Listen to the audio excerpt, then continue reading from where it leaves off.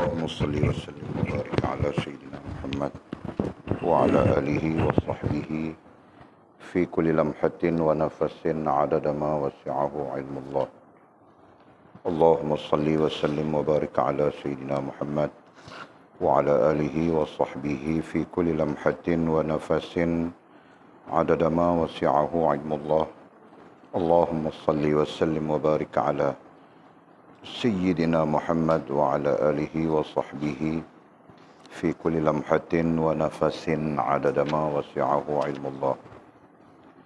بسم الله ما شاء الله، بسم الله ما شاء الله، بسم الله ما شاء الله، وما لم يشأ لم يكن، لا حول ولا قوة إلا بالله العلي العظيم، لا حول ولا قوة إلا بالله العلي العظيم، لا حول ولا قوة إلا بالله العلي العظيم. اللهم ارحمنا بالقرآن واجعله لنا إماما ونورا وهدى ورحمة. اللهم ذكرنا منهما نسينا، علمنا منهما جهلنا، وارزقنا تلاوته أناء الليل وأطراف النهر، واجعله لنا حجة يا رب العالمين. اللهم افتح لنا فتوح العارفين، وارزقنا فهم النبيين، واجعلنا من عبادك الصالحين والمتقين يا رب العالمين.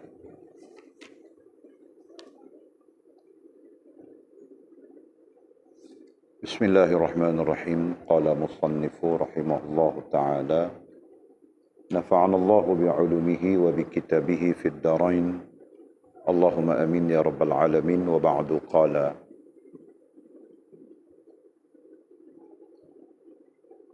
syarahan yang ke-74.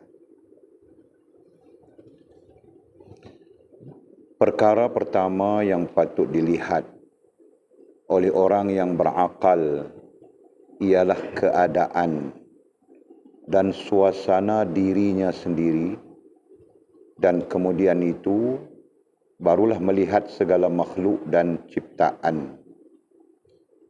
Daripada segala itu dapatlah diketahui di mana sumber segala itu dan siapa yang mencipta semua itu.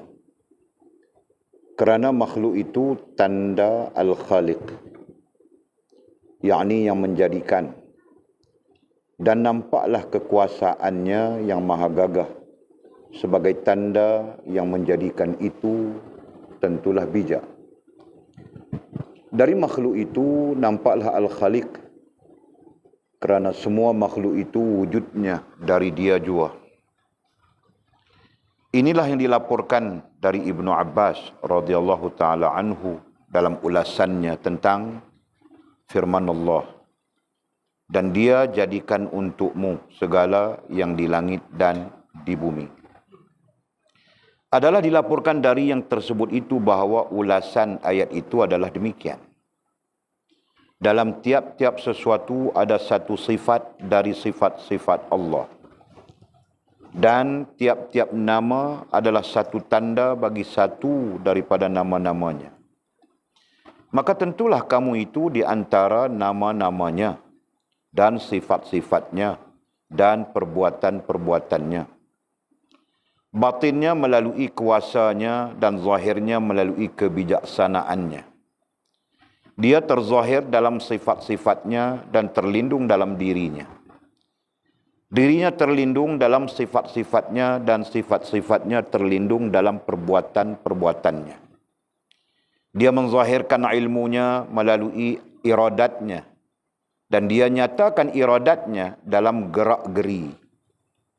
Dia sembunyikan kemahiran dan kebijaksanaannya, dan menyatakan kemahiran dan kebijaksanaannya melalui iradatnya. Maka dia tersembunyi dalam ghaibnya, dan dia terzahir dalam kebijaksanaan dan kekuasaannya. Tidak ada satu yang serupa dengannya, dan dia maha melihat dan maha mendengar. Sesungguhnya banyak rahsia-rahsia ilmu kerohanian dalam kenyataan ini yang tidak diketahui oleh orang-orang yang hatinya tidak ada sinar ilmu kerohanian itu.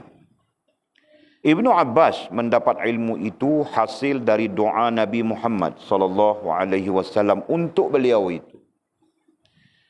Nabi mendoakan beliau, Ya Allah, berilah ia pengetahuan agama dan ajarlah ia pengertian, yakni Al-Quran. Semoga Allah melimpahkan kurnianya seperti itu kepada kita sekalian dan dimasukkan kita ke dalam golongan orang yang dirahmati Allah di hari pembangkitan kelak. Kemudian kata musannif syarahan yang ke-75. Okey, kita sambung lagi pengajian kita merujuk kepada syarahan yang ke-75, syarahan baru pada malam ini. Seperti mana biasa, ini adalah pengakhiran daripada bahagian pengajian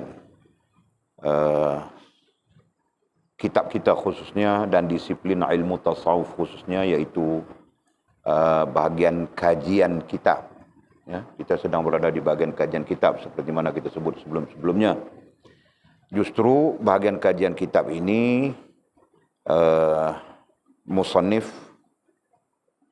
kitab kita Maulana Mursyid Abdul Qadir Jailani rahimahullah ta'ala membincangkan apa yang telah kita bincangkan pada dasar dan daras. Ya. Jadi kita tidak perlu menghurai panjang, berhujah panjang ataupun meneliti secara yang secara detail, ya. Kerana semua yang dibincangkan telah pun dibincangkan. Nah, tinggal lagi seperti mana kita sebutkan, menuntut kepekaan kita saja. Jangan kita tidak peka, jangan kita peka, jangan kita makngot, jangan kita pakngot. Dan nanti kita gagal untuk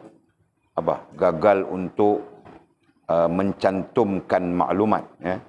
Gagal untuk mencantumkan maklumat yang telah ada, yang telah kita kutip, yang telah kita dapat daripada dasar dan daras. Nah, kepekaan itu sangat penting. Jelas, ya? Okey, jadi boleh teruskan saja sehingga kata musannif rahimahullah ta'ala, perkara pertama yang patut dilihat, diperhatikan. Nah, dilihat itu juga boleh disabitkan dengan akal, berarti difikirkan, gitu kan? Dilihat juga boleh disabitkan dengan hati, ya, berarti dirasakan. Okey. Perkara pertama yang patut dilihat, difikirkan, dirasakan, dipandang, diberi perhatian. Nah, itu makna bagi dilihat. Ya, makna dasarnya adalah setiap kita, setiap orang perlu melihat, perlu memberi perhatian, perlu memandang. Nah, kalau dengan akal berarti dengan pemikiran, kalau dengan hati berarti dengan perasaan, dengan rasa dan perasaan. Oleh orang yang berakal, katanya di sana, kan? Oleh orang yang berakal, nah berarti melihat dengan pemikiran sudah di situ. Ialah, nah apa yang dia perlu pandang, apa yang dia perlu lihat, apa yang perlu dia perhatikan mendahului hal yang lain, ialah keadaan dan suasana dirinya sendiri. Nah, itu khitab. Dalam arti kata yang lain ialah, nah, kita perlu perhati diri kita sendiri. Kita perlu lihat diri kita sendiri. Kita perlu memerhatikan. Kita perlu memikirkan. Nah, kita perlu merasakan keadaan atau suasana diri kita sendiri. Apa ini? Kita bercakap tentang apa? Nah, mau lihat kepekaan. Betulkah kamu orang peka atau peka? Nah, kita bercakap tentang apa?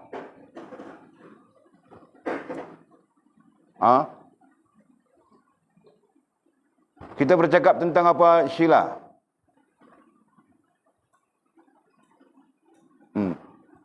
Nah, peka sudah. Kita bercakap tentang apa, Sofia?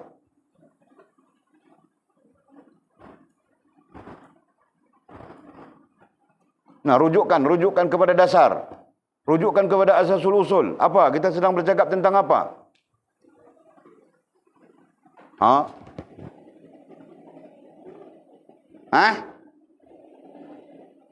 Apa? Kau pun masuk peka juga, Pak. Nalina, kita sedang bercakap tentang apa? Nah, kau terkejut dengan teriakan dari Walid, sedar diri. Salah apa jawaban kau sedar diri? Dari mana datang sedar diri? Sedar diri itu proses. Nah, Walid tanya kita sedang bercakap tentang apa? Berarti ada topiknya, ada tajuknya dalam dasar, dalam asasul usul, terkait dengan hal yang kita sebutkan ini. Nah, kamu orang ni mau bikin aku marah saja. Mimi, nah kau kita bercakap tentang apa? Tidak tahu. Nah, kau pun peka juga, Pak. Peka kah? Fas, kita sedang bercakap tentang apa?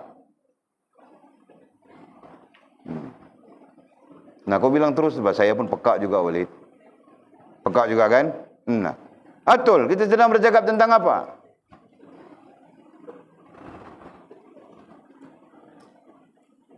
Tajuknya kah? Faktanya kah? Nah, kita sedang bercakap tentang apa? Nah, Walid mau tengok kamu orang faham kah? PK betul kah? Ya, memang tentang diri, Pak. Satu kitab kita bercakap tentang diri. Ilmu tasawuf fokusnya adalah diri. Kepribadian, ya diri. Nah, sekarang kau mau bilang kau pun peka juga kah? Mengaku saja, Pak. Iya. Nah, kau Mizi. Nah, kau pun peka juga, Pak. Kau pangot, yang lain-lain makngot semuanya. Kita sedang bercakap tentang maqamat. Perhatikan, Pak, keluarkan semua jadual maqamat. Nah, orang suruh belajar bercinta bawa pokok petai lah, kandang kambing lah. Itu yang terjadi, Pak. Nah, ada istilahnya yang menyamai. Apa?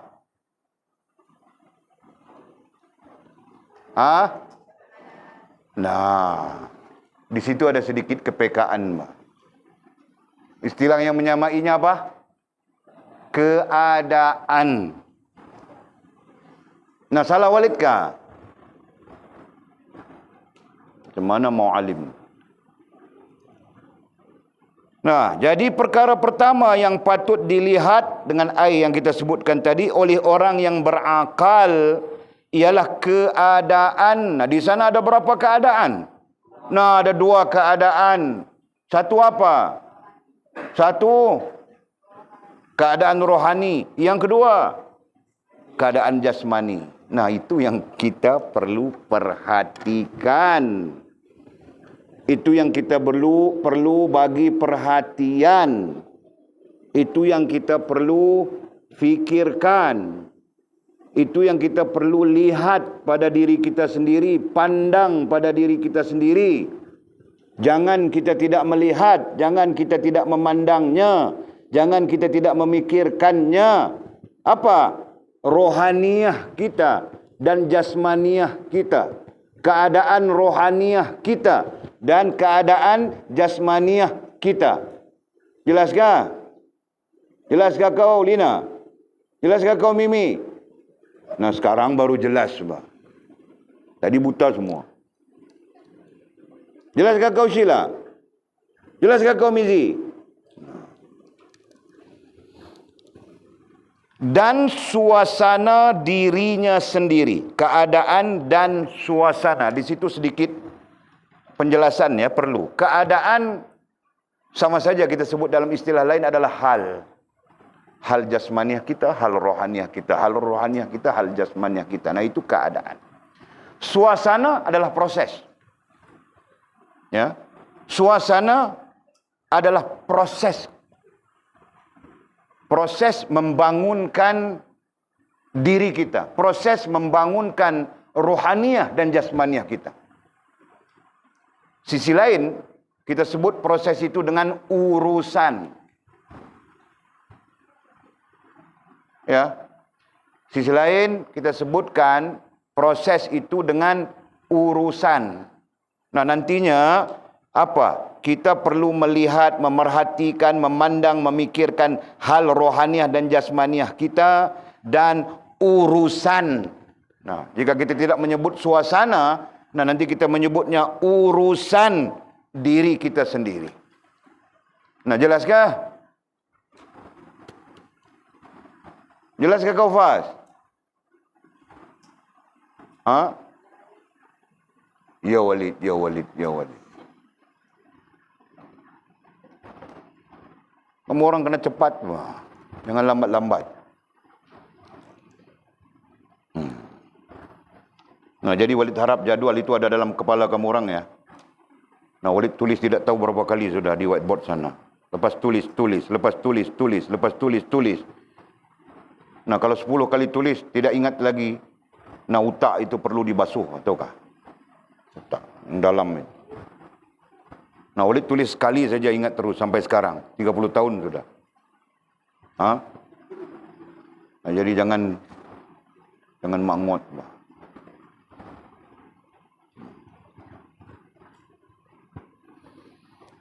Jadi apa yang perlu kita perhatikan dulu?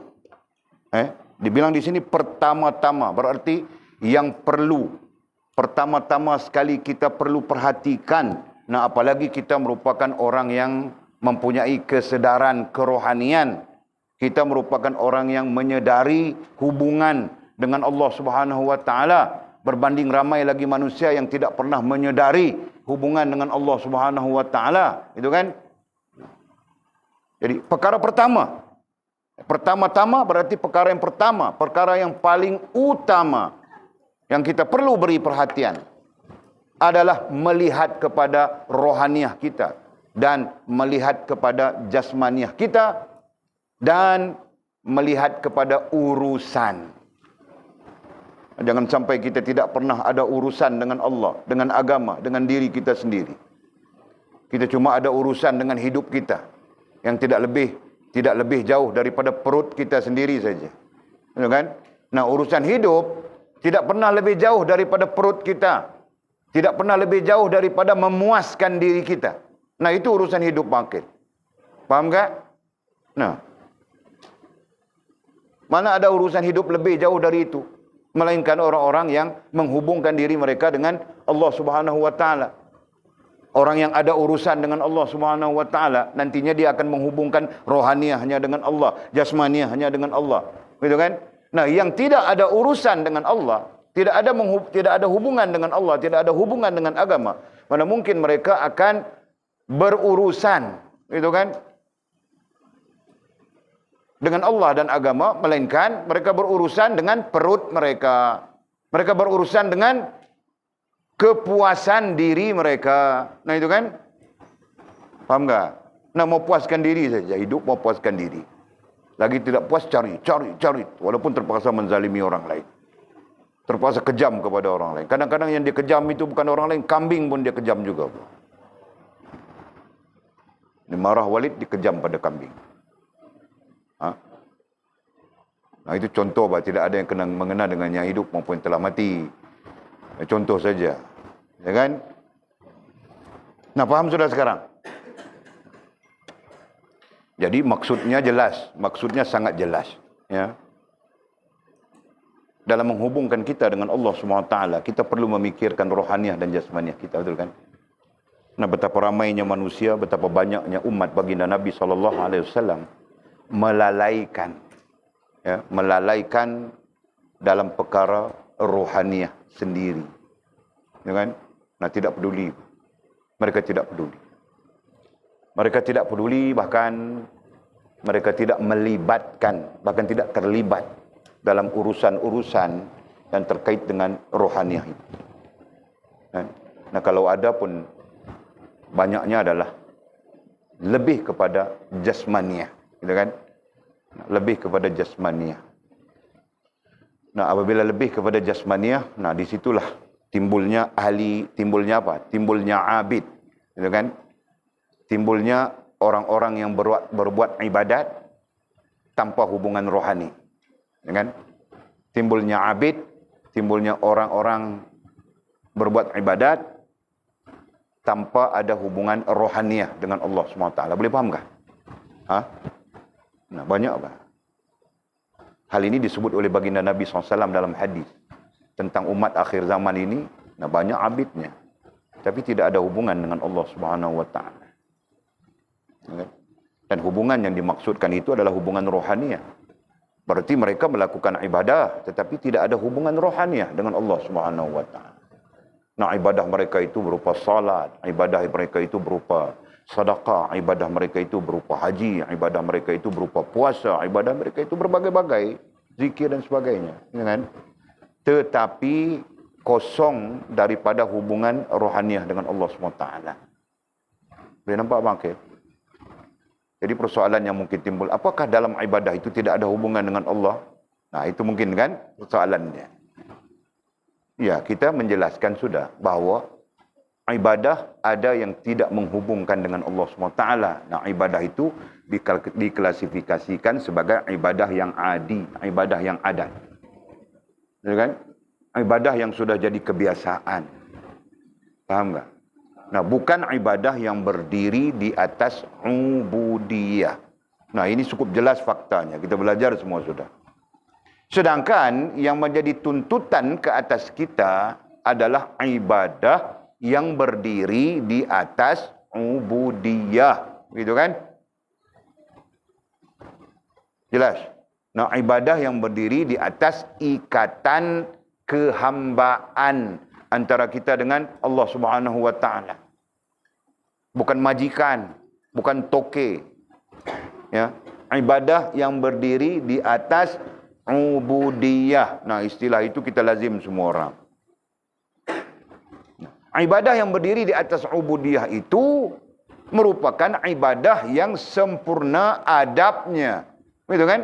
Karena ubudiyah itu berdiri di makam ihsan. Berdiri di makam adab. Nah, ubudiyah itu sebagai gambaran kesempurnaan adab kita dengan Allah Subhanahu wa taala, dengan agama dan dengan sesama makhluk. Betul? Jadi jelas sudah. Ibadah yang tidak ada hubungan rohaniah dengan Allah tidak lebih daripada munafik. Ya. Hal ini disepakati oleh para ulama khususnya pada menafsirkan ayat. Idza ja'akal munafiqun qalu nashhadu innaka la rasulullah wallahu yashhadu innaka la rasuluh wallahu yashhadu innal munafiqina lakadzibun. Dalam menafsirkan ayat ini. Ya. Nah, kamu orang dengar semua sudah. Nah, Walid mau sebut saja. Allah Subhanahu wa taala memberitahu Nabi SAW bahawa yang mengikut di belakangnya, berarti pengikutnya, sama ada dalam salatkah, dalam ibadah apapun, ada di antara mereka, bahkan sebahagian daripada mereka adalah munafik. Jelaskan berdasarkan kepada ayat. Wallahu yashhadu innaka la rasuluh. Allah memberitahu, mempersaksikan kepada rasulnya bahawa munafik itu adalah lakadzibun. Munafik itu adalah pendusta. Munafik itu adalah pembohong. Pendusta kepada Allah, pendusta kepada agama, dan pembohong kepada sekalian mukminin. Nah, persoalannya, kenapa Allah Subhanahu wa taala menyatakan bahawa munafik itu adalah pembohong, pendusta? Ya. Kenapa? Sedangkan mereka salat. Jelas. Jelasnya? Sedangkan mereka salat, sedangkan mereka berpuasa, sedangkan mereka mengikut apapun yang diperintahkan oleh baginda Nabi SAW. Jelas kan? Nah, ambil ayatnya. Mereka salat, mereka berpuasa, mereka beribadah di masjid, mereka beriktikaf dan sebagainya lagi. Yang namanya ibadah. Tiba-tiba Allah menurunkan ayat, ya, menyatakan, memberitahu kepada Nabi, nah, yang di belakangmu ramai munafik. Fahamkah begitu? Jelaskan. Jadi persoalan selanjutnya, kenapa? Apa yang tidak kena Sedangkan mereka melakukan ibadah. Bahkan di belakang Nabi. Menjadi makmum bagi Nabi dan sebagainya. Betul kan? Kenapa? Kenapa Allah Subhanahu Wa Taala masih meletakkan mereka lakadzibun? Mereka pendusta, mereka pembohong. Kenapa? Faham tak? Nah, kalau tidak salat itu lain ceritanya. Kalau tidak mengikut syariat Allah, tidak mengikut perintah Nabi itu lain ceritanya. Ini mereka mengikut perintah Nabi. Mereka salat di belakang Nabi. Mereka berpuasa, melaksanakan seluruh perkara yang namanya ibadah. Sedang Allah menurunkan ayat memberitahu ini semua pembohong. Nah, faham tak? Maka para ulama tafsir dalam takwil mereka mengatakan bahawa mereka beribadah, melakukan ibadah ya, tetapi tidak mempunyai hubungan rohaniah dengan Allah Subhanahu Wa Taala. Nah, lantaran itulah Allah Subhanahu Wa Taala menyatakan bahawa mereka itu lakadzibun. Mereka itu pendusta, mereka itu pembohong. Nah, jelaskah? Nah, kita secara ilmunya ya, dengan kesedaran, nah, kita mau keluar daripada realiti itu. Kita mau keluar daripada keadaan itu. Jelas kan? Keadaan kita bilang di sini ya. Nah, kita mau keadaan yang mana? Kita mau keadaan yang jasmaniah kita melakukan ibadah, rohaniah kita berhubungan dengan Allah Subhanahu Wa Taala. Nah, kita mau keadaan begitu. Kenapa? Kerana keadaan begitulah yang ditunjukkan oleh baginda Nabi kita sallallahu alaihi wasallam. Jelas? Nah, baginda tunjuk di mana? Nah, Walid tiba-tiba menyatakan baginda Nabi menunjukkan kepada kita begitu. Nah, secara fakta dasarnya di mana? Mau uji kepekaan. Melihat siapa lagi yang peka, siapa lagi yang...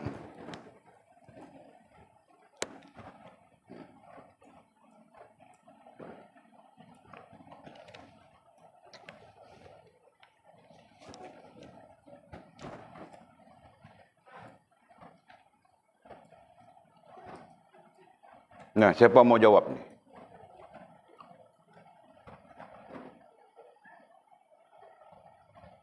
Baginda Nabi SAW telah menunjukkan kepada kita, itu kan? Nah, terkait dengan hal yang kita sebutkan tadi, ya, bahawa yang namanya ibadah terhimpun di dalam ubudiyah itu tidak berdiri dengan jasmaniah sahaja. Nah, perlu berdiri dengan rohaniah.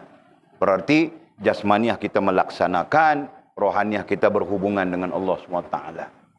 Selesai sudah? Itu jawapannya.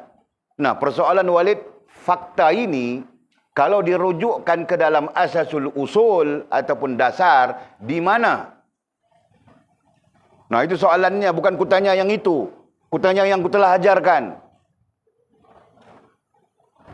Nah, aku dekat mau mati sudah, kamu orang masih tidak paham-paham lagi kak? Macam mana kak? Pelajaran 15 tentang apa? Siapa yang jawab ini? Siapa yang menjawabnya dulu?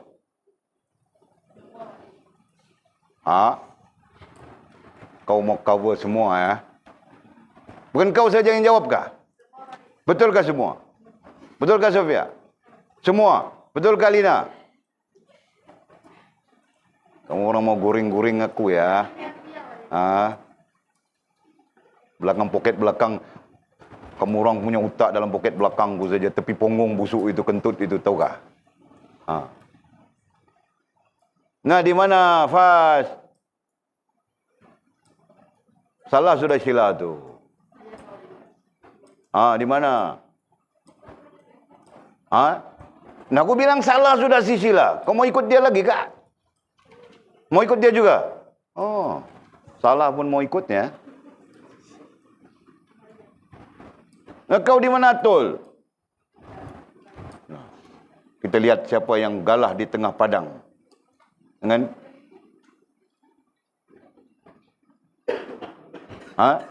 kau pun pro sila juga.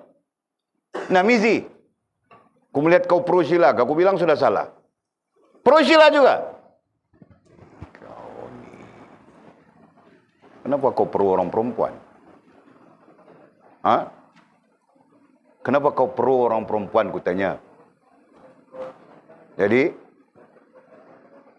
karena betul pelajaran itu. Yang dia cakap itu betul. Nah, itu hikmahnya. Ya. Kadang-kadang perempuan pun betul walaupun dia perempuan. Faham kami Mizi? Nah, kau jangan mau bangkang perempuan saja. Kadang-kadang dia betul, Pak. Kita yang tidak betul. Ha? Nah, nanti kau jadi suami, nah kau jangan mau naik angin saja semua hal. Ha? Kadang mereka pun betul.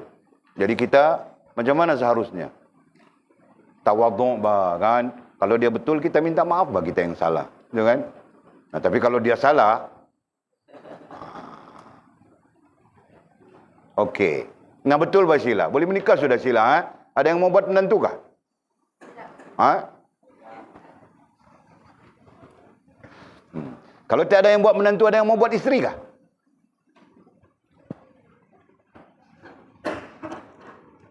Nah, Sheila pun tidak mau menikah lagi bilang. Mau mengaji 8 tahun kan Sheila kan? Masya Allah, Alhamdulillah. Okey. Nah, itu pelajarannya. Terkaitnya, jadi PK. Jangan peka. Nah, baginda Nabi SAW telah mengajarkan kepada kita 4 perkara. Apa? Faz. Nah, syariat itu apa? Nah, kau pasti. Nah, nanti orang bilang syariat itu sembahyang, puasa, zakat, haji, umrah, korban, bubur sura. Ha? Nah, kau mau cakap apa? Nah, orang-orang kampung ini kalau ditanya, syariat itu apa? Sembahyang, puasa, zakat, haji, umrah, korban. Buka puasa petang-petang.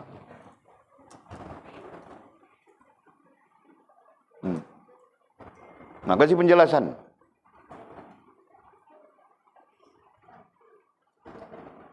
Ha?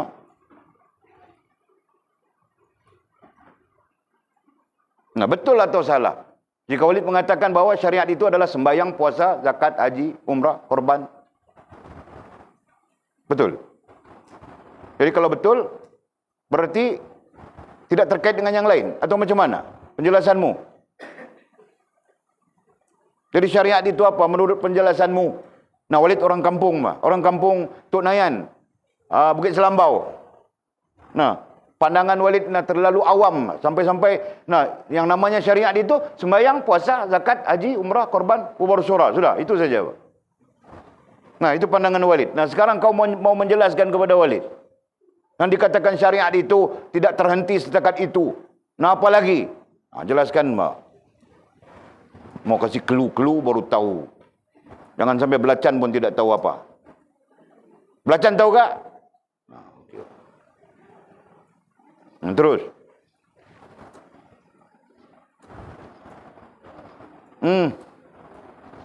Nah, terkaku-kaku kau. Kenapa? Ha? Kau takjub tengok Walidnya? Ha? Nah, kalau kau takjub sekalipun, Walid cuma ada 13 hari saja lagi. 13 kan? Betul kan?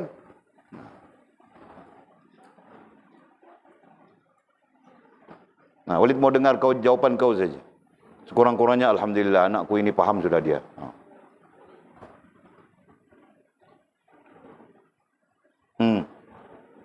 Nah, kau pandai saja cakap syariat.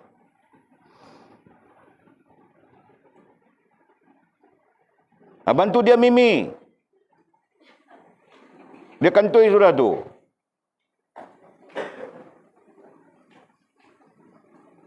No.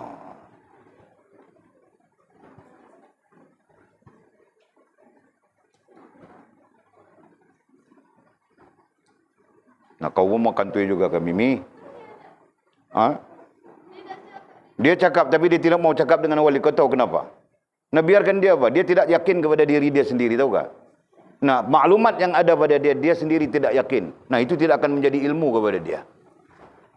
Betul kan? Nah, aku ajar semua sudah. Yang menjadi ilmu itu adalah kau yakin, kemudian kau menyatakan kepada gurumu, kemudian gurumu mengesahkan kenyataan itu. Nah, nanti itu baru jadi ilmu.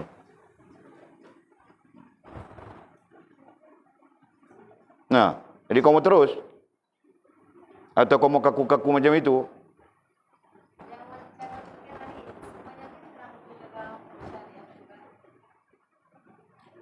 Ya. Jadi, yang Walid cakap sembahyang, puasa, zakat, haji tadi dalam apa? Ya. Kau teruskan cakap dengan confident. Ha? Apa? Nah, Walid orang kampung Bukit Selambau ini tidak tahu apa-apa. Yang Walid faham syariat itu adalah sembahyang, puasa, zakat, haji, umrah, korban, bubur surah.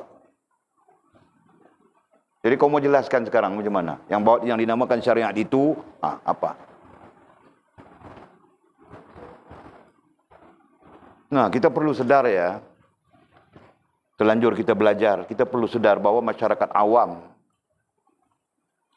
kebanyakannya tidak memahami konteks syariat.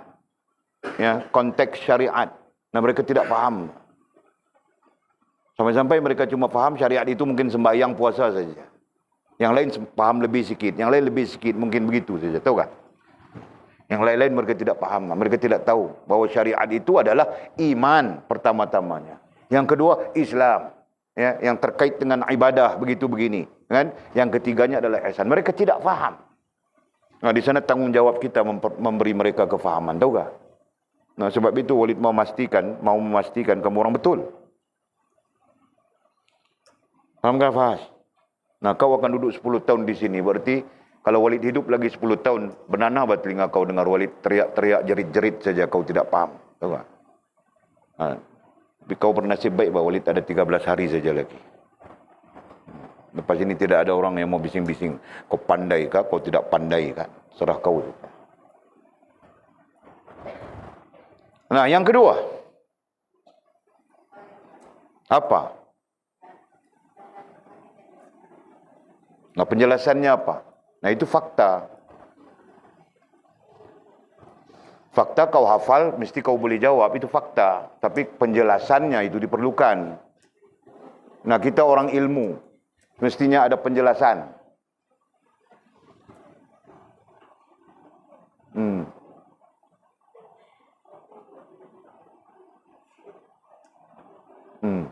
Nah, habis masa 10 minit untuk kau saja. Mimi, kau tolong dia, Mimi.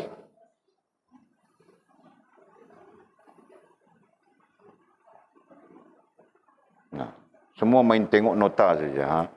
Jika tiada nota, jika kamu orang tiada nota, kantui semuanya kan? Terus, Mimi.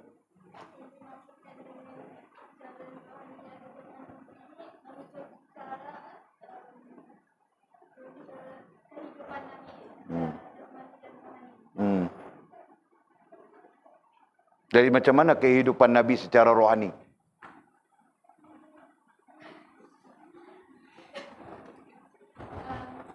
Kau yang cakap.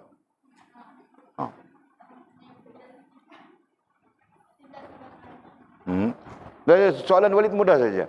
Bagaimana kehidupan baginda Nabi kita sallallahu alaihi wasallam dari segi rohaniahnya? Atau bagaimana rohaniah baginda Nabi kita sallallahu alaihi wasallam?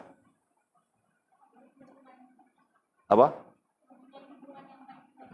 Sekurang-kurangnya begitu, mempunyai hubungan yang baik dengan Allah Subhanahu wa taala. Tahapnya, tahap hubungan rohaniah Nabi dengan Allah Subhanahu wa taala. Nah, ada istilahnya kan? Nah, kita belajar sudah istilah baginda Nabi kita sallallahu alaihi wasallam hubungannya dengan Allah. Tahapnya apa? Ya, sempurna hubungan itu umum. Itu prosesnya. Baginda Nabi sendiri, tahapnya. Nah, kita belajar sudah kan? Tahap itu kau tidak paham? Belajar sudah semua orang, Mimi. Tinggal mau cantum-cantum saja. Macam orang buat sambal belacan. Kau tidak boleh tumbuk lada saja. Nah, kalau kau tumbuk lada saja, orang tidak panggil sambal belacan. Kan? Kalau tumbuk lada saja, orang panggil sambal belacan enggak? Panggil apa? Panggil apa? Panggil sambal lada. Lada tumbuk. Nah, lada tumbuk saja kan? Nah, kau masuk garam, kau masuk belacan, kau masukkan apa lagi? Garam, sudah berapa kali garam kau ni? Kan? Nah, baru panggil sambal belacan. Gitu kan? Nah, jadi begitu caranya. Nah, sisi lain, tahap baginda Nabi sisi lain ya. Tadi kau sebut betul sudah. Sisi lain, tahap baginda Nabi adalah cinta. Kan? Tahap baginda Nabi SAW dengan Allah SWT tahapnya cinta. Dengan agama tahapnya cinta. Nah, dengan sesama makhluk tahapnya cinta juga. Nah, paham tak? Nah, kalau tahap baginda Nabi itu cinta, kau di tahap mana, Mimi? Nah, saja aku tanya, muhasabah kan? Nah, ada 3 lagi tahap sebelumnya kan? Nah, kau di tahap mana?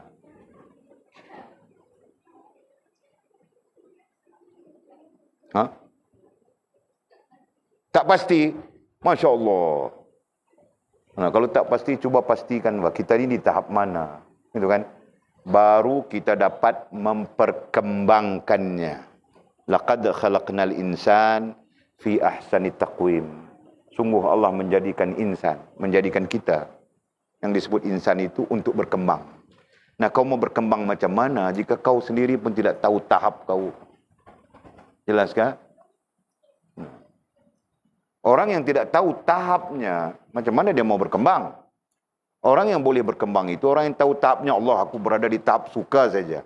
Nah, belum sayang. Nah, kau kembangkan kepada tahap sayang. Nah, aku berada di tahap sayang, belum sampai kasih. Kita kembangkan sampai ke tahap kasih. Nah, aku berada di tahap kasih, belum sampai cinta. Nah, kita kembangkan kepada tahap cinta. Begitu kan? Aku pun tidak tahu tahap apa. Kadang aku cinta, kadang aku suka, kadang... Nah, berarti kau tidak akan dapat memperkembangkan rohaniahmu. Faham tak, Mimi? Nah, belum habis soalnya tadi. Hari ini bersoal-soal saja aku. Yang ketiga, Lina. Nah, lega Mimi.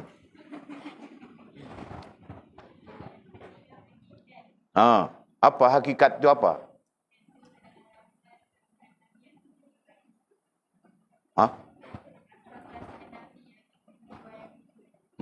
Kau faham ke kau cakap apa? Nah, coba kau ceritakan pencerahannya supaya Walid yang tidak faham ini faham.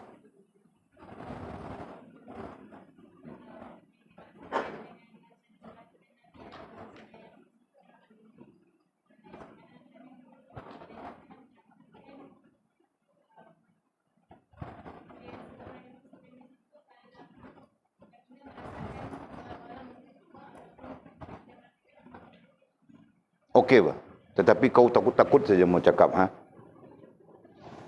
Kau takut siapa? Kau takut siapa? Nah, kasih jelas semua itu ya, fakta-fakta itu. Nah, hakikat ialah bagaimana keadaan rohaniah dan jasmaniah Nabi terkait dengan tarikat itu tadi. Gitu kan? Nah, keadaan rohaniah Nabi SAW sentiasa berhubung dengan Allah Subhanahu Wa Taala. Manakala keadaan jasmaniahnya sangat sempurna dari segi ubudiyah, begitu kan? Nah, sampai-sampai nanti dalam kitab-kitab besar kita akan berjumpa bahawa hakikat Nabi kita Muhammad SAW rohaniahnya sempurna rububiyah dan uluhiyah, jasmaniahnya sempurna ubudiyah. Nah, itu istilah yang akan terkeluar nanti ya di dalam kitab-kitab besar. Nah, kerana itulah kenapa dan mengapa Walid sangat menekankan kamu orang istilah-istilah itu sekarang. Faham tak? Okey, terakhir. Nah, Sofia terakhir.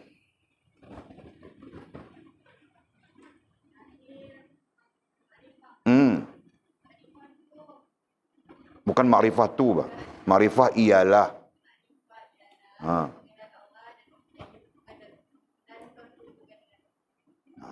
Kurang-kurangnya ya. Tapi jangan kau begitu saja, macam keras, macam kayu saja, kau tahu kah? Ustazah, makrifah itu apa? Makrifah itu adalah sempurna hubungan dan perhubungan dengan Allah SWT. Keras macam kayu saja, tidak ada pencerahan. Nah, sepatutnya kau kasih pencerahan. Makrifah itu bermula dengan belajar mengenali. Nah, begitu kan? Mengenal. Pencerahannya.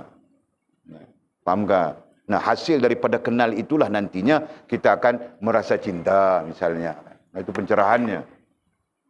Faham kah? Jadi ustazah jangan macam kayu. Okey.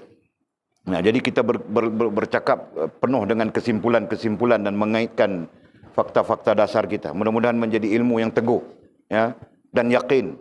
Jangan tidak yakin ilmunya, faktanya, maklumatnya. Tidak yakin macam mana kita mau nanti mau mengajar orang lain, gitu kan? Atau kamu orang tidak yakin takut kena marah? Nah, kasih penjelasan, Mbak. Aku mau tahu juga ni. Kau dulu, Mizi. Kamu orang jadi tidak yakin ni sebab takut kena marah kah?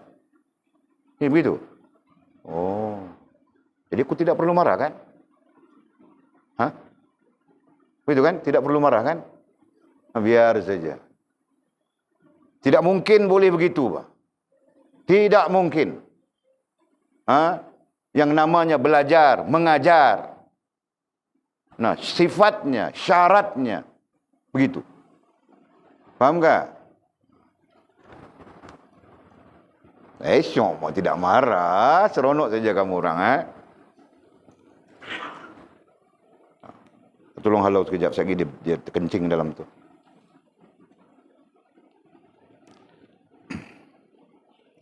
Okey, perhatikan. Perkara pertama, ai utama, ya. Jadi aikan dulu. Perkara pertama ai utama. Sekurang-kurangnya di situ ada penjelasan sudah. Yang patut dilihat, nah ainya semua tadi. Oleh orang yang berakal. Oleh orang yang berakal. Dalam bahasa Arab berakal dipanggil akil. Bukan bangkil. Ya, dipanggil akil. Dalam bahasa Arab ya, dipanggil akil. Adapun akil itu maknanya orang yang tidak rusak fikirannya. Ataupun orang yang tidak, bukan rusak, orang yang tidak cacat fikirannya. Itu makna akil dalam bahasa Arab ya. Nah, kemudian Melayu menggunakan berakal. Jadi kita lebih cenderung kepada istilah Arabnya. Jadi oleh orang yang berakal, ai tidak cacat akalnya. Ialah keadaan, nah ada dua keadaan di sana, ai kan, ialah keadaan ataupun hal ruhaniyah dan jasmaniyah, dan suasana ai urusan dirinya sendiri.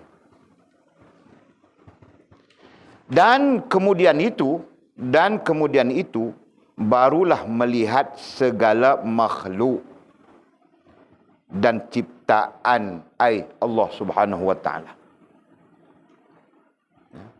Jadi selepas kita melihat diri kita, berarti selepas kita belajar tentang diri kita, kenal diri kita, faham diri kita, faham rohaniah, jasmaniahnya, apa semuanya itu. Nah, setelah kita faham itu, barulah kita melihat segala makhluk. Nah, perhatikan makhluk Allah Subhanahu wa taala yang lain dan ciptaan Allah Subhanahu wa taala yang lain. Nah, begitu. Fahamkah? Kenapa? Kerana selepas kita melihat kepada makhluk Allah yang lain, ciptaan Allah Subhanahu wa taala yang lain, nah nanti diri kita baru ada link. Orang putih bilang link, ya. Baru ada komunikasi. Ya, baru ada hubungan. Ya. Terutamanya hubungan rohaniah. Nah, wujud hubungan rohaniah yang nantinya akan dibentangkan, akan dimanifestasikan pada sir alamimu dan sir nafsimu. Jelaskah? Nah, itu kita belajar sudah. Jelas? Nah, pertama, kita paham sudah tentang diri kita, rohaniahnya, jasmaniahnya, khususnya rohaniah itu sendiri, dan kita faham link. Linknya apa? Kaitan. Rangkaian. Kita faham rangkaian yang akan menghubungkan kita dengan makhluk Allah yang lain. Menghubungkan kita dengan entiti-entiti yang lain. Faham tak? Nah, ketika itu nanti, ketika ada hubungan, terhubung begitu nanti, nah, pada sir alami kita akan dimanifestasikan. Setengah istilah mengatakan tajalli, tapi tajalli itu terlalu tinggi. Ya. Nah, Allah Subhanahu wa taala akan membentangkan melalui sir alami kita dan sir nafsi kita. Nah, ketika itu baru ada hubungan. Faham enggak? Baru kita ada kaitan, baru kita ada, nah istilahnya adalah hubungan. Baru wujudnya hubungan kita dengan Allah, dengan agama, dengan makhluk yang lain. Faham enggak? Nah itu. Baru kita nantinya melihat langit, nah menunjukkan kepada kita kebesaran Allah Subhanahu wa taala. Baru kita ketika makan nanti bismillahirrahmanirrahim kau telan. Nah, telan pertama yang menghubungkan kau dengan Allah Subhanahu wa taala. Telan yang kedua menghubungkan kau dengan agama. Telan yang ketiga menghubungkan kau dengan sesama makhluk. Telan yang keempat, nah kau terasa berdosa saja banyak sudah kau makan. Nah, paham enggak? Nah, baru begitu. Nah, jika tidak, kau telan saja, macam kerbau telan. Kau telan saja, macam buaya telan. Kau telan saja, macam ular telan. Kau telan saja, macam babi telan. Tahu kan? Tidak ada beza kan? Nah, karena mereka juga menelan. Kan? Karena ular juga menelan, biawak juga menelan, buaya juga menelan, semua menelan. Pak. Nah, apa bezanya dengan kita yang menelan? Faham tak? Nah, namanya makan dan menelan sama saja. Nanti yang membezakan itu apa? Nah, yang membezakan itu hubunganmu. Jelaskah? Dengan Allah, dengan agama, dengan makhluk. Nasi itu nanti makhluk juga, Pak. Apa hubunganmu dengan dia? Air itu makhluk Allah SWT juga. Apa hubunganmu dengan dia? Dan mereka lah yang akan menunjukkan Allah. Mereka lah yang akan menunjukkan agama kepadamu melalui sir alami dan melalui sir nafsi. Faham tak? Nah, begitu, Pak. Baru manusia tumbuh jadi betul, jadi elok. Jika tidak, jadi hantu saja. Kan? Orang bilang mengedarah saja pandai. Tahu kan? Orang Kedah bilang mentekedarah. Mentekedarah. Bukan papan kayu betara, bukan makan mentekedarah. Kan? Nah, kita bukan begitu, Pak. Kita bukan seperti haiwan. Nah, Allah membandingkan terus di dalam Al-Quran. Laqad zara'na li jahannama katsiran minal jinni wal ins. Lahum qulubun la yafqahuna biha. Lahum uzunun la yasma'una biha. Lahum a'yunun la yubsaruna biha. Ulaika kal an'am balhum adall. Nah, itu adalah gambaran Allah Subhanahu wa taala terhadap kita supaya membezakan kedudukan kita rohaniah dan jasmaniahnya dengan haiwan. Nah, oleh contohkan tadi sudah, kalau haiwan makan kita pun makan. Haiwan berak kita pun berak. Bezanya haiwan berak di sana, kita berak di toilet, itu saja. Dengan kalau kita pun berak merata, nah sama saja. Dengan haiwan kencing kita pun kencing. Haiwan tidur kita pun tidur. Kan? Haiwan berjalan-jalan kita pun berjalan-jalan. Nah, apa bezanya? Perhatikannya. Nah, karena itu Allah sebut dalam Quran begitu. Sungguh neraka jahanam itu tempat untuk mengisi jin dan manusia. Ya, termasuk jin. Kenapa? Lahum qulubun, mereka punya hati. La yafqahuna biha, tapi hati yang mati. Hati yang mati berarti hati yang tidak menghubungkan mereka dengan Allah Subhanahu wa taala. Jelaskah? Khususnya manusia, kita. Ada hati, tapi hati yang tidak menghubungkan kita dengan Allah Subhanahu wa taala. Hati yang berkisar untuk memuaskan diri kita, memuaskan perut kita, seperti kita sebut awal tadi. Betul kan? Mau cantik, nah, kasih duit banyak-banyak beli. Ubat jerawat lah, ubat itulah, ubat inilah. Mau cantik. Yang lain mau apa? Mau gemuk, mau kurus.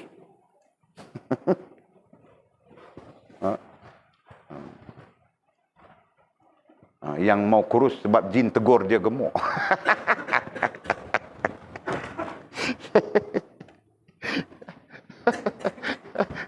Macam-macam kan?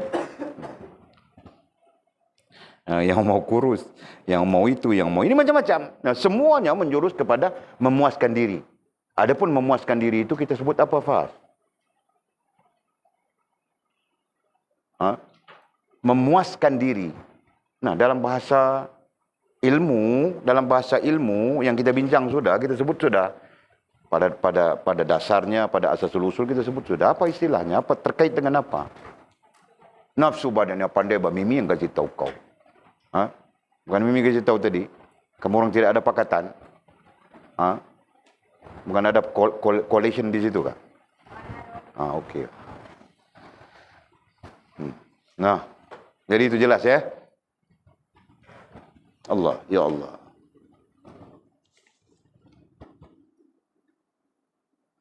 Nah, okey.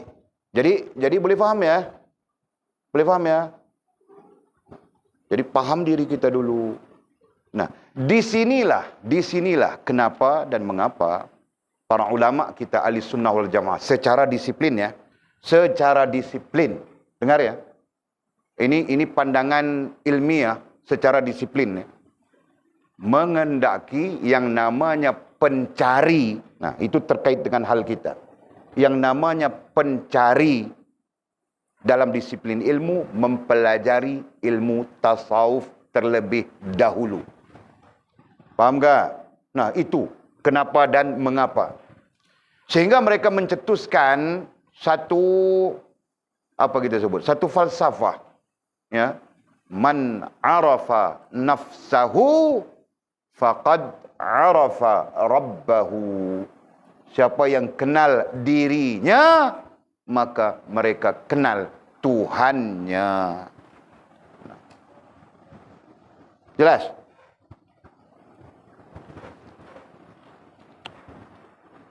Jadi diri tidak kenal, terus-terus belajar sembahyang, belajar puasa. Bukan salah belajar sembahyang, karena dia pun belajar sembahyang usianya 50 tahun sudah. Jadi dia perlu belajar sembahyang kan? Nah, jadi dia belajar sembahyang. Dalam masa yang sama dia tidak kenal dirinya. Nah, sepatutnya seiring saja. Nah, sebab itu boleh sebut dari sudut disiplin ilmu. Jelas ya? Dari sudut disiplin ilmu. Cara belajar. Nah, kita perlu belajar tentang diri kita dulu. Dan kemudian kita seiringkan, mungkin boleh seiringkan dengan yang lain. Baru betul. Ya. Jadi perjalanan kita sebagai pencari itu nantinya betul. Nah, jika tidak, nah di sana akan menjadi keliru. Ada yang belajar 2 bulan, mau jadi abid sudah dia. Bukan abid saja, mufti pun dia juga, Pak. 2 bulan saja. Bukan 2 bulan, Pak. 2 kali dengar ceramah saja. Bukan 2 kali dengar ceramah, Pak. Dengar YouTube saja. Nah, jadi mufti sudah dia. Kenapa? Karena mereka tidak memahami tentang bagaimana diri kita sepatutnya. Paham tak? Nah, yang lain, pandai dia dalam hal apa, tahu dia dalam hal apa. Nah, fatwa saja. Semua mau kasih fatwa saja. Sesat, orang itu bid'ah, orang itu sesat, menyeleweng, begitu, begini, macam-macam. Jelas kan? Paham tak betul? Nah, jadi penting. Sangat penting. Nah, kenapa dan mengapa sekarang terjawab sudah. Kenapa Walid dengan kamu orang yang belajar ni, Walid mengenengahkan ilmu tasawuf. Ya, disiplin tasawuf. Nah, Walid abaikan yang lain, bukan abaikan. Tahapnya memadai sudah. Kan? Nah, sehingga lepas ini mungkin besok ke lusa kita akan mula semula lepas subuh ada mengaji. Nah, sehingga Walid setting dia punya time. Lepas subuh ada mengaji, lepas zuhur ada mengaji, lepas asar ada mengaji. Nanti kita atur jadualnya. Ada mengaji untuk orang-orang dewasa pun ada mengaji juga. Kita akan buat pengajian untuk orang-orang dewasa. Jadi keutamaannya dalam pembelajaran kita, Walid mengutamakan ilmu tentang diri.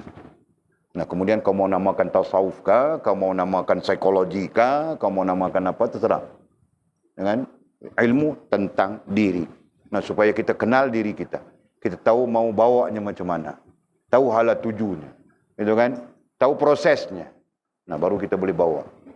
Nah, jika kita apa pun tidak tahu, nah, nanti salah faham itu terjadi. Kau rasa dengan wirid kau boleh masuk syurga. Nah, salah faham sudah. Kau rasakan dengan salat kau boleh masuk syurga dan sebagainya. Faham kah? Okey. Jadi secara tidak langsung ya, nah proses itu kita nampak. tumpukan atau utamakan untuk belajar. Nah, kalau belajar tentang diri kita sendiri, khususnya keadaan rohaniah, keadaan jasmaniah, serta prosesnya, suasana, prosesnya ataupun urusannya. Nah, itu kita belajar dulu. Dan kemudian itu barulah melihat segala makhluk dan ciptaan. Barulah kita melihat. Nah, melihat sama saja. Memerhatikan, memikirkan. Kan? Sama saja. Kenapa? Karena Allah Subhanahu wa taala menyebutnya dalam Quran begitu. Alladzina yazkuruna Allaha qiyaman wa qu'udan wa 'ala junubihim wa yatafakkaruna fi khalqis samawati wal ard. Berfikir, ya, memikirkan ciptaan Allah Subhanahu wa taala itu merupakan bagian daripada bentuk ibadah. Nah, begitu. Jelaskah? Nah, baru terhubung. Ketika itu dia fikir berhubung. Nah, ketika dia tidak memahami tentang diri dia, mungkin dia berfikir tapi tidak terhubung. Dia sama saja dengan acai, acong, maniam ketika melihat langit. Dengan nah, maniam, kau tengok langit ini malam. Oh, ini malam tak ada hujan, bintang-bintang. Nampak bintang, nampak. Nah, acai, kau nampak, aku pun nampak bintang juga. Mizi, kau nampak, aku pun nampak bintang juga, sama saja. Tidak ada beza kan? Nah, kalau Mizi bilang, aku tidak nampak bintang, bah. Yang ku nampak itu duit berkeping-keping, berguni-guni. Nah, itu gila sudah. Kan? Nah. Dan nanti yang membezakan itu apa? Yang membezakan, Atul melihat aku nampak kebesaran Allah Subhanahu wa taala. Nah, terhubung begitu. Baru betul kan? Nah. Mizi gila, Atul yang betul. Ada tengok langit nampak duit berkeping-keping, kau belajar di mana ni? Misalnya kan, kau ketawa saja. Okey. Daripada segala itu, katanya, daripada segala itu, segala apa? Segala itu fakta. Itu menuntut fakta, isim isyarah di situ. Daripada segala itu, nah faktanya apa? Faktanya kau kenal diri kau sendiri, kau punya ilmu tentang diri kau sendiri, kemudian kau melihat kepada makhluk ciptaan Allah SWT, nanti terhubung, ya. Nanti terhubung diri kita dengan makhluk ciptaan Allah, dengan Allah Subhanahu wa taala itu sendiri. Nah, itu maksudnya. Daripada segala itu dapatlah diketahui. Nah, dapatlah diketahui ai difahami. Di mana sumber ai punca, di mana sumber ai punca segala itu. Nah, penterjemah pun menggunakan segala itu saja. Nah, punca segala itu, apa maksud segala itu? Nah, maksudnya nah, tadi kita sebutkan sudah kan, segala itu adalah diri kita, ilmu tentang diri kita, terkait diri kita. Kemudian ciptaan Allah Subhanahu wa taala. Nah, itu kita sebutkan tadi. Itu segala itu yang pertama. Nah, segala itu yang kedua sama saja. Ya, sama saja. Segala itu yang kedua diri kita dan sekalian makhluk ciptaan Allah SWT sama saja. Jadi kita mengetahui sumber punca diri kita dan sekalian makhluk ciptaan Allah Subhanahu wa taala. Boleh faham ke ayatnya? Nah, jadi dari segi kewajaran memang wajar bah kita mengetahui diri kita dan kita mengetahui punca, kan? Punca diri kita, kita sebut diri kita secara umum, dan punca sekalian makhluk ciptaan Allah SWT. Baru nantinya kita akan dapat berhubungan dengan sang penciptanya. Begitu. Faham tak? Nah, kita memahami punca, gitu kan? Diri kita sendiri. Kita memahami punca. Nah, istilahnya punca. Agak terbuka dan menyeluruh itu. Kan? Kita memahami punca diri kita, kita memahami punca ciptaan sekalian makhluk, nah nantinya terhubung. Nah, oleh sebut sudah awal tadi, terhubungnya bila mana Allah memanifestasikan, Allah menzahirkan ke atas sir alami dan sir nafsi kita masing-masing. Ya. Nah, itu.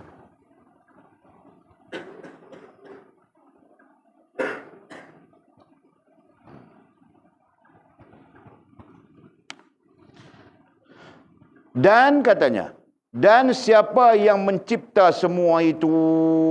Dan nanti terhubung kita dengan sumber. Kita bilang sumber sudah tadi. Punca, sumber air punca. Nah, puncanya kita akan dapati adalah Allah Subhanahu wa taala, sang pencipta semua itu. Nah, dalam arti kata yang lain, ya, kita faham tentang diri kita, kita faham tentang ciptaan Allah SWT, akhirnya akan menghubungkan kita dengan sang pencipta itu, yaitu Allah Subhanahu wa taala. Nah, terhubung, berhubung, nah itulah hubungan. Ya.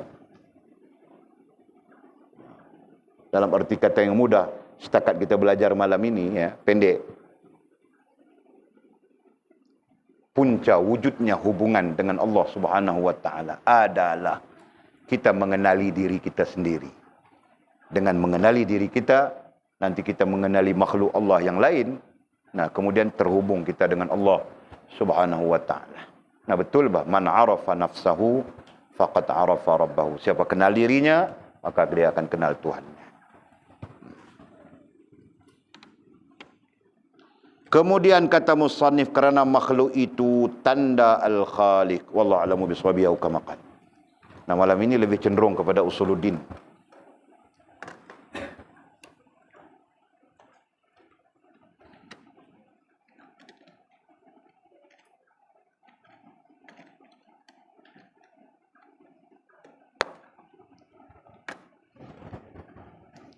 Nah, ada soalan kah yang perlu dijawab? Nah.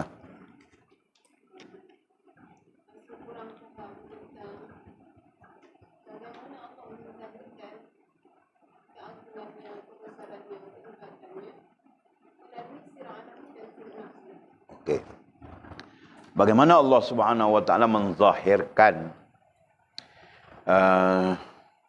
jalalat, kamalat, jamalatnya melalui sir alami dan sir nafsi. Okey. Pada dasarnya semua orang tengok langit. Betul? Semua orang tengok langit. Cina pun tengok, Melayu pun tengok, Hindu pun tengok, semua tengok. Islam pun tengok, kafir pun tengok. Okey. Bagi orang-orang yang Allah menzahirkan melalui sir alami. Apa maksud sir alami? Sir alami berarti alam semesta. Ya. Sir alami bermaksud ciptaan Allah Subhanahu wa taala pada alam semesta yang kita berada di dalamnya. Itu maksud sir alami. Sir nafsi maksudnya apa yang ada di dalam diri kita. Jantung kita, hatimu, hatiku, hati dia, hati mereka. Kan? Semua yang ada di dalam diri kita, perut kita. Perut kita saja mempunyai sir yang sangat besar. Dengan kau makan roti canai, kau makan mie, kau makan itu, kau makan ini. Nah, aku ini hari minum susu dengan pisang saja. Semalam aku makan susu dengan susu, bang. Malam aku tidak makan. Ada susu dengan pisang juga. 2 hari sudah susu pisang.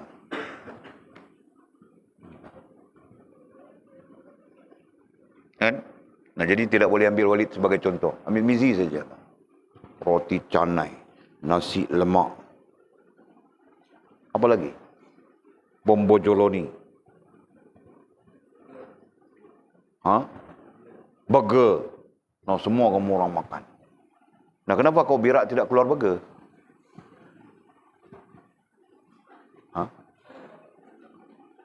Kan sepatutnya kau makan burger, berak keluar burger, apa?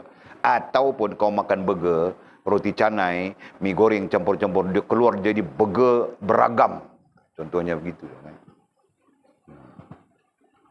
Dia jadi begem. Keluar jadi begem. Burger campur mie, campur apa. Begitu kan? Nah, tidak apa. Keluar jadi taik saja. Nah, bukan soal jadi taik saja.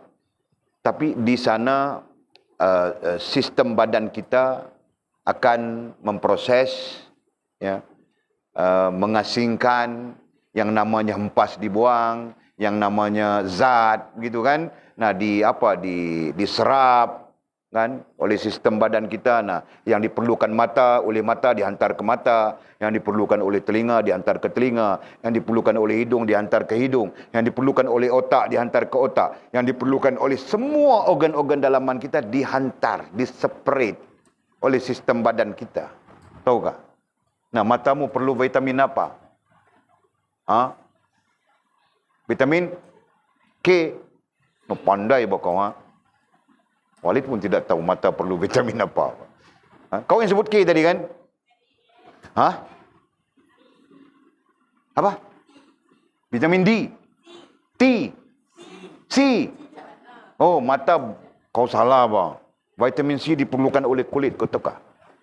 Ha, sebab itu kulit-kulit kau tengok cantik saja. Mana aku ada jerawat muka aku. Tahu bang, kulitku perlu vitamin C. Hari-hari aku makan pisang, aku ambil kulit pisang, aku tanya-tanya saja muka. Tahu tak? Ha? Okey. Nah, kan? Jadi kulit kita, contoh kulit kita perlukan vitamin C. Nah, nanti dihantar. Ya, sistem badan kita mengasingkan yang vitamin C dihantar ke kulit. Vitamin D dihantar ke sini. Vitamin K dihantar ke mata. Vitamin itu, vitamin, nah aku pun tidak tahu vitamin-vitamin ini semua, kan? Tapi dihantar memenuhi keperluan-keperluan organ dalaman kita. Betul kan? Betul kan begitu? Betul kan? Nah, persoalan besarnya, siapa yang menjadikan itu semua? Nah, terjawab nantinya. Allah. Subhanallah.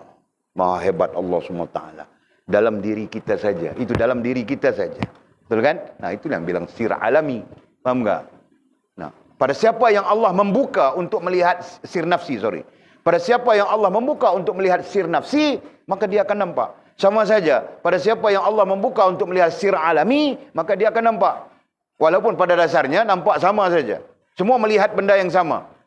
Kan? Melihat tumbuh-tumbuhan, melihat langit, melihat bumi, berhadapan dengan hujan, berhadapan dengan kemarau, berhadapan dengan ribut taufan, berhadapan dengan macam-macam. Sama saja. Tetapi pada siapa yang Allah membukakan baginya sir alami dan sir nafsi, maka mereka akan melihatnya pada sisi pandang yang menghubungkan mereka dengan Allah Subhanahu wa taala. Jelas? Boleh nampak tu? Okey. Lebih kurang macam tu saja jawapannya. Lain? Ada lagi pertanyaan di sana? Menyambung.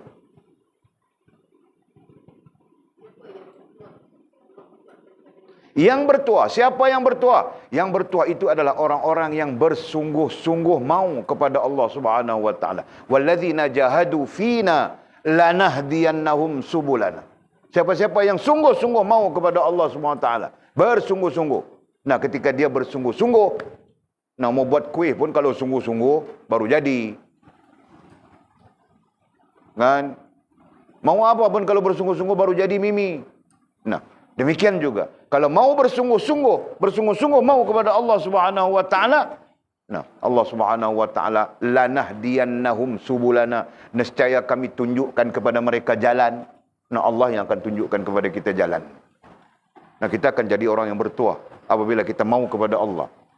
Kenapa? Karena Allah akan menunjukkan kepada kita jalan. Nah, justru para ulama menyimpulkan bahawa jalan yang ditunjukkan Allah Subhanahu wa taala secara umum ya, 4 saja. 4 yang kita orang belajar semua sudah. Pertama, apa jalannya? Atul. Ilmu. Kedua, sedar diri. Ketiga, Allah terima diri kita, berarti berusaha untuk Allah menerima diri kita. Lakukan kebaikan-kebaikan yang disukai oleh Allah SWT, bukan buat yang dibenci oleh Allah SWT. Dan yang keempat, nah itu kesempurnaannya, kan? Sempurna hubungan dengan Allah SWT. Itulah jalannya, prosesnya yang telah disepakati oleh para ulama untuk kita ikuti. Jelaskah? Nah, kita bukan saja berada dalam andaian-andaian, hipotesis begitu. Nah, kerana ada faktanya sudah diberikan oleh para ulama kepada kita untuk diikuti. Nah, para ulama bukan dia mereka-reka. Para ulama mentakhrijkan daripada baginda Nabi SAW. Jelas? Okey? Okey? Nah, lain ada pertanyaan kah? Ya, silakan. Abid. Nah.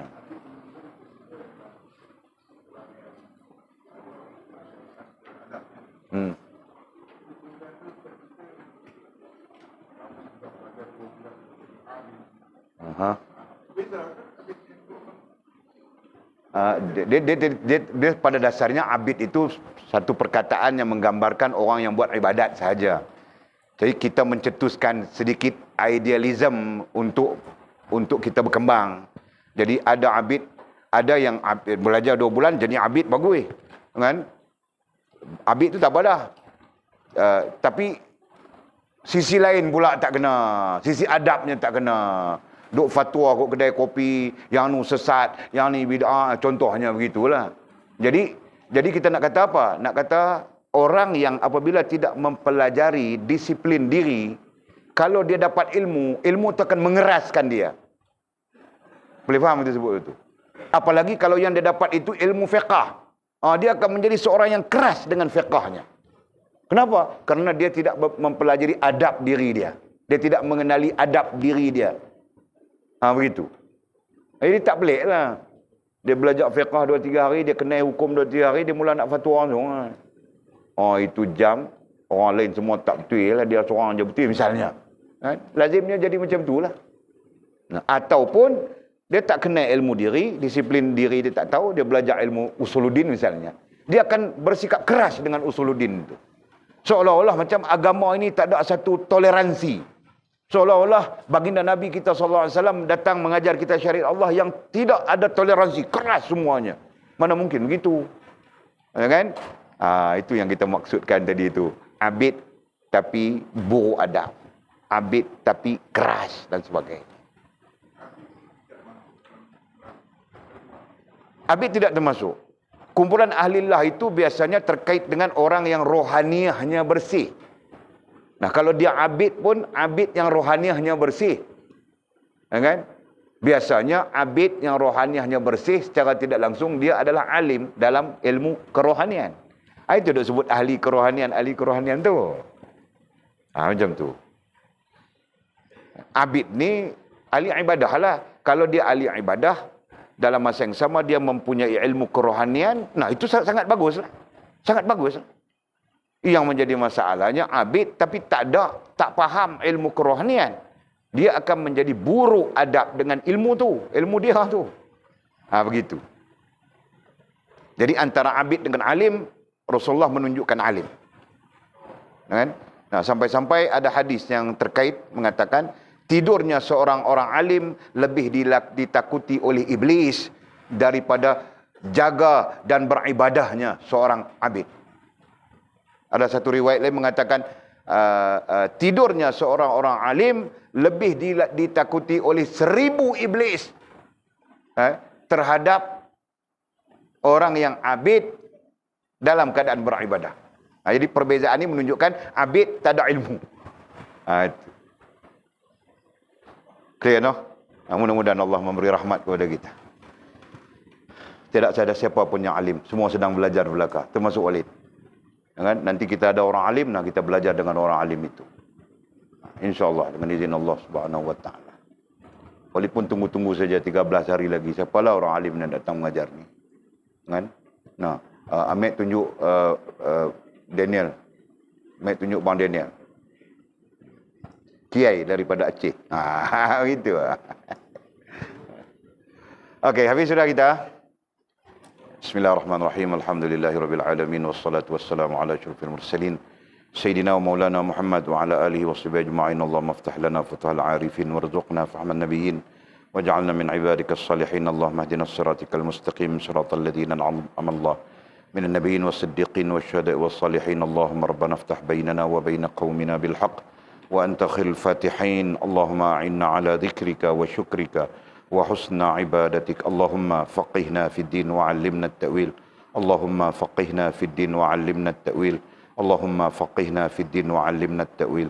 وصلى الله على سيدنا محمد وعلى آله وصحبه وبارك وسلم والحمد لله رب العالمين. تقبل الله منا ومنكم.